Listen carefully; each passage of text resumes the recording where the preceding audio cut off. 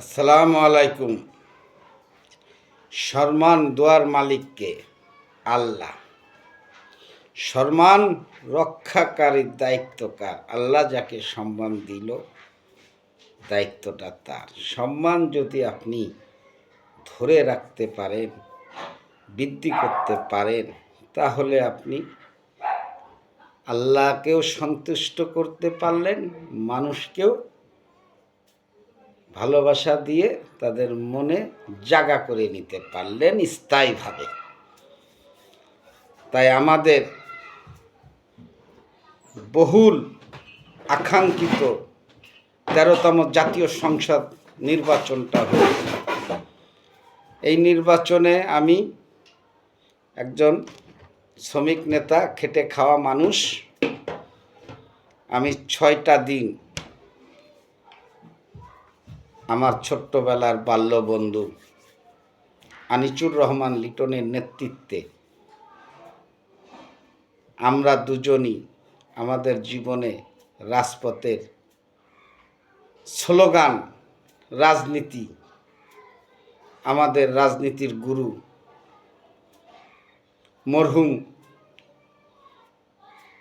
জননেতা, যশোর উন্নয়নের কারিগর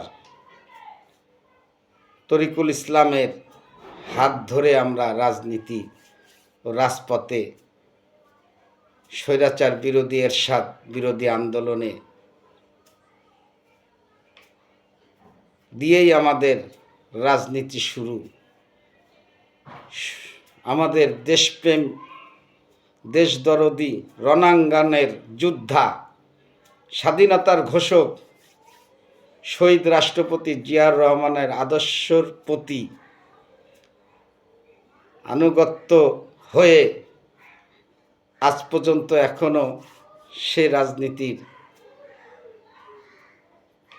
ছায়াতলে, পতাকা তলে, যা কিছুই বলেন না কেন আছি।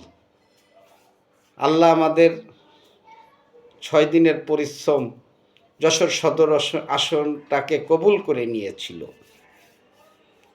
তাই আমরা আল্লাহ আমাদের বিজয় করেছে, আলহামদুলিল্লাহ। আমরা যোগ্য প্রার্থী বলেন, যোগ্য নেতার উত্তরসূরি বলেন, অনিন্দ্র ইসলাম অমিত নিঃসন্দেহে একজন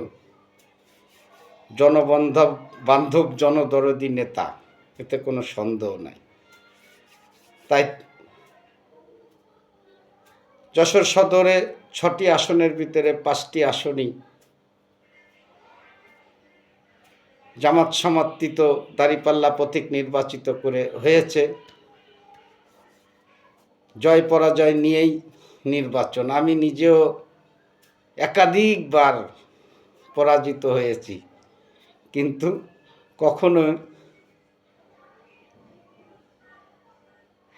হেরে যাইনি। ধারাবাহিকভাবে ভোট বেড়েছে, ভোট কমিনি। ভোট কমলে আমি পরাজিত হতাম, ভোট বেড়েছে, আমি বিজয় হয়েছি। এই মানসিকতা নিয়েই আমরা নবনির্বাচিত সরকারের প্রতি আহ্বান জানাবো। আমরা দেশটাকে আমাদের সুন্দরভাবে, সামরিকভাবে শক্তিশালী করে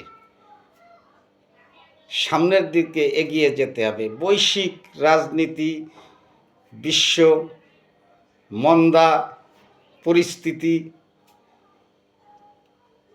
তৃতীয় বিশ্বযুদ্ধর একটা ভাবধারা, সব কিছু আমরা কিন্তু বিচার বিশ্লেষণ করে আমাদের দেশটাকে স্বনির্ভর বাংলাদেশ, আমরা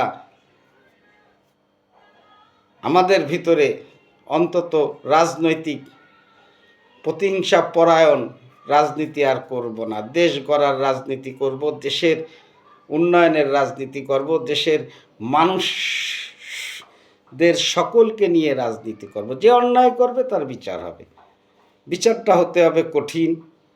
এখানে কোনো অন্যায়ের প্রশ্রয় দেওয়া মানে দেশ শেষ, দেশের মানুষ শেষ। দুর্নীতির বিরুদ্ধে জেহাদ ঘোষণা করতে হবে, অন্যায়ের বিরুদ্ধে জেহাদ ঘোষণা করতে হবে, তাহলে আমরা কাঙ্ক্ষিত লক্ষ্যে পৌঁছতে পারবো ইনশাআল্লাহ। আমাদের দেশের এখনও অনেক অনেক সম্ভাবনা আছে। মাটির নিচে অজস্র খনিজ সম্পদ আছে, আমাদের সবচেয়ে বড় মানব সম্পদ আছে। এটাকে আমরা যদি সুন্দর সুষ্ঠুভাবে আল্লাহর বিধিবিধানের আলোকে যদি ত্যাগের মহিমায় যদি চালাতে পারি, ইনশাআল্লাহ আগামী দিনের সবই আমাদের ভালো হবে ইনশাআল্লাহ। সকলে ভালো থাকবেন, সুস্থ থাকবেন। আবার দেখা হবে অন্য কোনো ভিডিও নিয়ে। কিন্তু আমাদের বর্তমান সরকারের প্রতি অনেক অনেক আশা। কিন্তু শহীদ জিয়ার সুযোগ্য সন্তান, আপনি কিন্তু বোধ কাছে থেকে বাস্তবতাকে দেখেছেন, কষ্টকে দেখেছেন, পিতৃহারার যন্ত্রণা, মা হারার যন্ত্রণা, নিজের শারীরিক নির্যাতিত হয়েছেন। তাই বেশি কিছু বলবো না। ভুল ত্রুটি সকলে ক্ষমা দৃষ্টিতে নেবেন। শ্রমিক নেতা মোহাম্মদ আলী। আমিন।